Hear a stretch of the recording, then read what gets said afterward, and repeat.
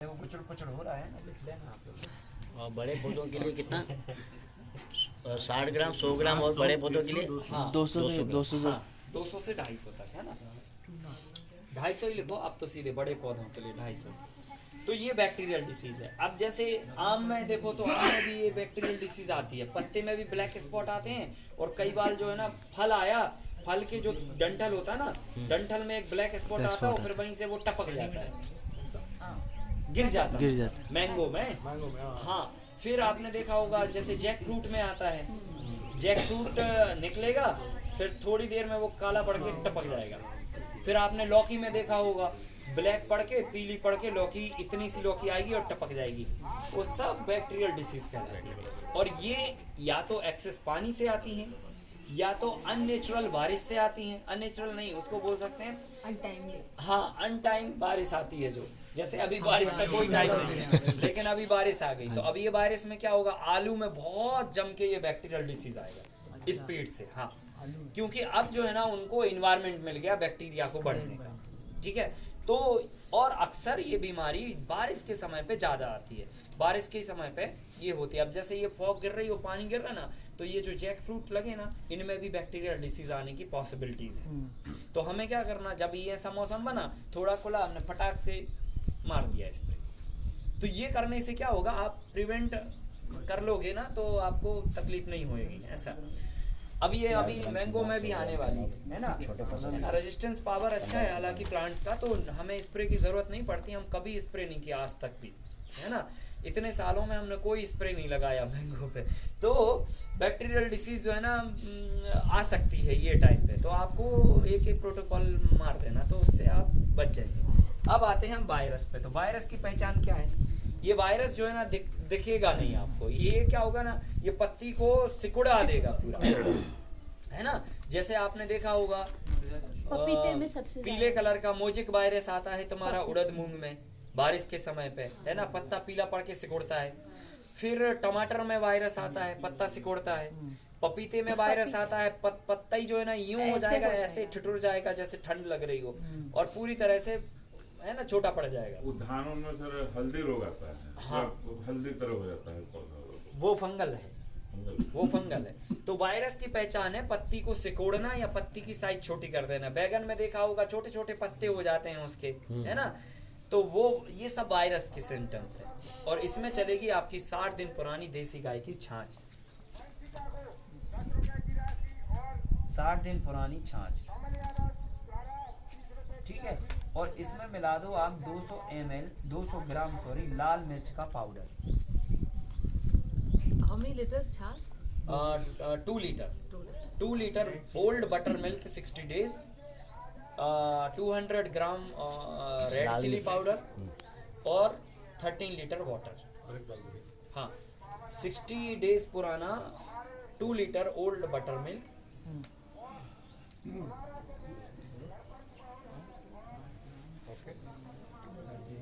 200 ग्राम red chili powder और 13 litre water. ये आप कॉम्बिनेशन बना के वायरल डिसीज पे आप लगाइए तो ये वायरस को कंट्रोल करेगा। ये तुम्हारी मिर्ची में भी वायरस आता है बहुत भयानक तरीके से, है ना, मिर्ची में सबसे ज़्यादा वायरस आता है। और वायरस की दवाइयाँ लोग इतनी मारते हैं ना। गुंटूर में हम गए, अभी 2-3 हमारे शिविर हुए वहाँ पर, ये चिली वाले फार्मर्स के यहाँ विजिट किया। उन्होंने कहा साहब हम तो 1.25 से 1.5 लाख रुपए की दवाई मारते हैं पूरे सीजन में, बोले 1 एकड़ के अंदर। सोचिए आप, इतना पेस्टिसाइड हम मिर्ची के रूप में खाते हैं भयानक तरीके से।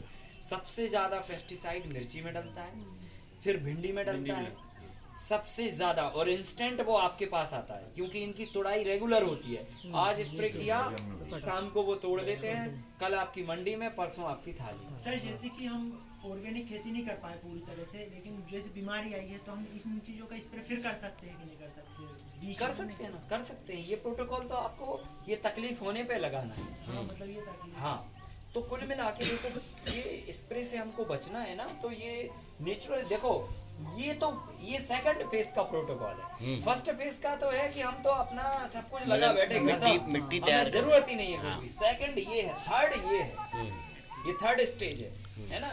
तो ये स्टेज पे वायरल को इस तरह से कंट्रोल करना। अब थर्ड स्टेज के बाद में एक लास्ट स्टेज और है जिसमें कुछ भी समझ ना आए, कुछ भी काम ना करे और बहुत क्रिटिकल टाइप का केस बन गया हो आपकी फील्ड में, है ना। क्रिटिकल टाइप का कैसे, रस चूसक भी लगे हैं, उधर वायरस भी लगा है, वायरस उधर भी आ गया। बैक्टीरियल भी लगे हैं, समझ नहीं आ रहा, कोई दवा काम नहीं कर रही है, हम क्या करें, है ना। ये तरह की सिचुएशन बने तो एक आपको ब्रह्मास्त्र लिखा दे रहे हैं, है ना। लेकिन वो आप तभी छोड़ोगे जब इस तरह की सिचुएशन बने, हाँ है ना। जैसे महाभारत की युद्ध में जब मुसीबत आएगा तो ही छोड़ते थे। हाँ छोटा क्वेश्चन। हाँ। अभी मेडिसिन जो बनाए और ये वायरस के सब में जो और बहुत अच्छा है कि बीमारी हाँ इंसेक्ट्स वो सब पहचानना सीख गया हाँ। तो बहुत तरीके बटन यूज करते हैं, सब 60 डेज ओल्ड ही रहना है ना, हाँ हाँ 60 और more. 60 और more। हाँ 60 डेज पुरानी छाछ खड्डे खड्डे लोगों को समझ में खड्डा क्यों हो गया, अभी मालूम पड़ा वो तना छेदक है। 60 दिन पुरानी रणबीर कपूर छाछ को रहना है। 2 लीटर। क्या नाम है सर इसका? ब्रह्मास्त्र ही नाम है? ब्रह्मास्त्र नाम है उसका। रामबाण औषधि भी बोल सकते हो, नहीं तो ब्रह्मास्त्र बोलो सीधा। ये तभी आप लगाओगे जब बहुत क्रिटिकल केस बनेगा तब, है ना। 60 जब दिन। हाँ जब जो है ना पौधे में इल्लियां ज्यादा पत्ते कम दिखें, है ना। ऐसी सिचुएशन बन जाए और ये सब फार्मूले आपके फेल हो जाएं। फेल मतलब काम ही ना करें, उस समय पे आपको ये निकालना। 60 दिन पुरानी 2 लीटर आप छाछ ले लो उसमें, फिर इसमें आप ले लो 250 gram red chili powder, 250 gram red chili powder, लाल मिर्च का पाउडर, लाल मिर्च 100 ग्राम कितने? लाल मिर्च पाउडर, ठीक है ना। तीसरा आपको इसमें लेना है 100 ml नीम का तेल, नीम तेल। और नीम तेल जहाँ पर होगा 2 चम्मच कास्टिक सोडा जुड़ जाएगा, सॉरी या बेकिंग सोडा। 2 चम्मच बेकिंग सोडा। 100 ml नीम ऑयल, कितने mm का ये 1500 ppm का या 1000 ppm? 1000 ppm तक ले सकते हो। तो 60 दिन पुरानी देसी गाय की छाछ 2 litre, 250 gram red chili powder, 100 ml नीम तेल और 2 चम्मच बेकिंग सोडा। Baking soda. नीम ऑयल आपके यहाँ मिल जाएगा? इसके बाद आपको लेना है इसी में चौथे नंबर पर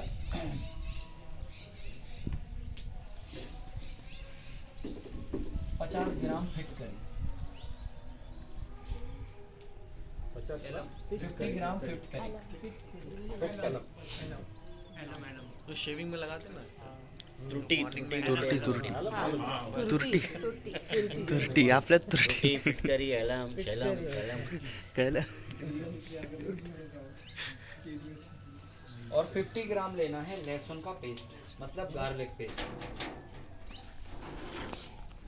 इन सबको आपस में मिला के लगभग 13.5 लीटर पानी लगेगा, है ना। 13.5 लीटर पानी लगेगा। सो ये इन सबको मिला के जो स्प्रे बनेगा वो ब्रह्मास्त्र होगा। और ये वायरस पे भी काम करेगा, बैक्टीरिया पे भी काम करेगा, फंगल पे भी, इल्ली पर भी, तनाछेदक पे भी, रस चूसक पे भी, और बाकी की सभी तरह की जो प्रॉब्लम्स हैं उन सबको ये हैंडल करेगा।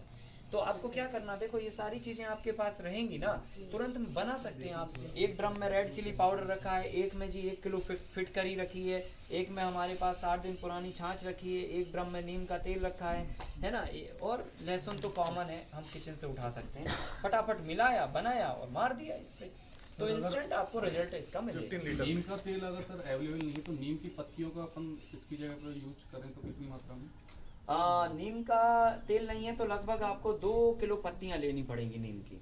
2 किलो नीम की पत्तियों को फिर आप 2 लीटर छाछ में 21 दिन तक रखोगे, फिर जो लिक्विड बनेगा वो लिक्विड आप इसमें ले सकते हो। 60 ml? हाँ नहीं 60 ml नहीं, वो 2 लीटर ही 2 लीटर जाएगा जितना बचेगा। पेस्ट बना दी जाए तो सर, ग्राइंड करके पेस्ट बना दी जाए तो? ग्राइंड करके पेस्ट बना लो तो लगभग 1 किलो पत्तियों का भी हो सकता है ना। फिर आप उसका काढ़ा निकाल लो, निचो दो आप ऐसे, है ना, पत्ती को।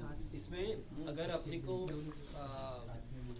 जो फर्स्ट वाला प्रयोग कर रहे हैं हाँ। उस पे फंगस पे या बैक्टीरिया पे, हाँ। वो कितने दिन करना है? 3 दिन, 4 दिन, 5 दिन या उसके अच्छा बाद? ये ना, हाँ रिपीट आपको ये 6 दिन में लगभग 3 बार मारना होगा। जैसे अगर मान के चलो फंगस की बीमारी है ना, तो आपको रिपीट 3 बार, मतलब 6 डेज के अंतर से 3 बार आपको ये स्प्रे लगाना होगा। अगर बैक्टीरियल डिसीज है तो वो भी 6 दिन के अंतराल से 6 डेज में आपको रिपीट 3 बार मारना पड़ेगा। वायरल है तो उसमें भी 6 डेज पर 3 बार रिपीट करो। ये जितनी भी ये 5-6 बीमारियां लिखी है ना, इन बीमारियों पे या इन कीड़ों पर 6 दिन में आपको 3 बार रिपीट स्प्रे मारने हैं। ये अगर इसमें नहीं होता है तो फिर उसमें जाना है। हाँ, अगर इससे भी नहीं काम बने तब जाके लास्ट में इस मूवमेंट पे आ जाओ। तो इससे फिर 100% जो भी होगा आपके पास प्रॉब्लम सबका हैंडल होगा ये, है ना। तो इस तरह से अपन जो है ना ये कीटों को नियंत्रित करने के लिए ये प्रोटोकॉल फॉलो करते हैं। और उसके पहले भी हमने आपको जो सॉइल हेल्थ के प्रोटोकॉल बनाए, न्यूट्रिशनल डाइट के प्रोटोकॉल बताए, अगर वो आप आ गए ना तो 3 साल के बाद में ना तो इस स्टेप की ज़रूरत है, ना तो इसकी ज़रूरत है और ना ही इसकी ज़रूरत है। हाँ, पर आपको स्टॉक में रखना है ताकि कभी भी सडनली हमको जरूरत। और ये सब चीज़ें ऐसी है ना, खराब तो होने वाली है नहीं। छाछ जितनी पुरानी होगी उतना ही पावरफुल बनेगी, है कि नहीं। फिटकरी एक डब्बे में रखी है 4 साल तक रखी रहेगी, रेड चिली पाउडर भी 2 साल तक रखा रहेगा। तो सब चीज़ें ऐसी हैं 2-3 साल तक आराम से रख सकते हैं, है कि नहीं है। आज भी 3 साल तक आराम से, वो तो 300 साल भी रह सकती है। अगर अपने आज 1-2 लीटर छाछ बना दिए, बराबर है, कल वापस 2 लीटर बना के उसी में डाल सकते हैं। हाँ, डाल सकते हैं, बिल्कुल डाल सकते हैं। अब उसको अपलोड कर सकते हैं। हाँ, तो बाकी ना करके सिर्फ अगर लास्ट वाले डाल दिया अगर तो लास्ट वाला आप अगर कंडीशन बहुत खराब है तब फिर लास्ट वाला डाल सकते हो। नहीं कुछ इफेक्ट आएगा क्या अगर बाय चांस? नहीं, इफेक्ट ये आएगा कि फसल मर जाएगी आपकी।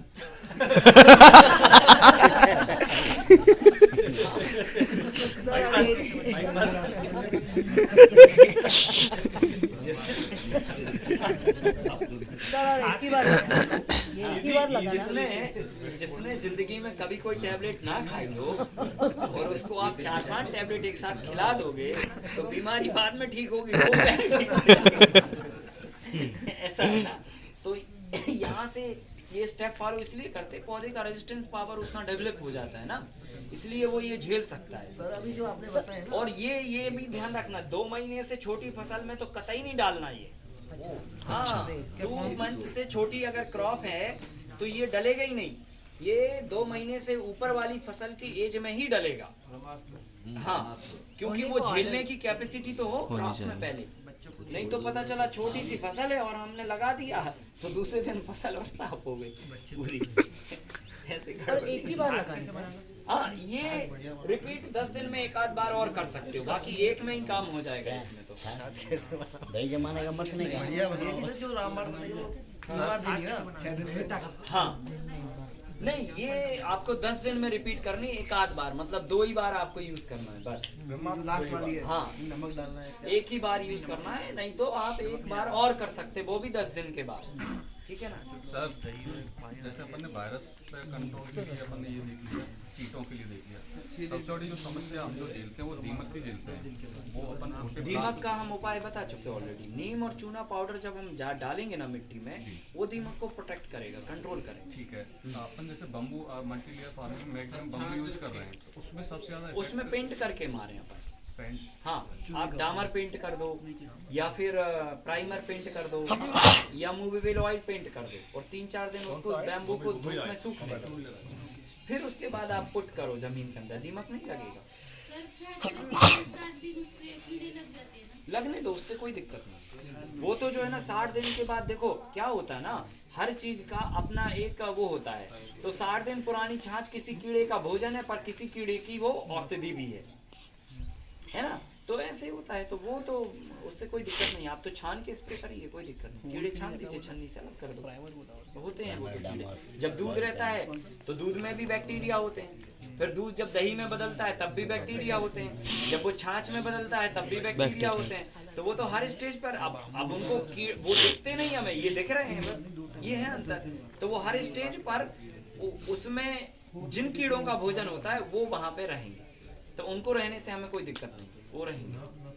चलिए, तो ये दवाइयों के विषय पे बात हुई। अब आप अल्पाहार कर लीजिए और उसके बाद वापस भी यही क्लास करेंगे।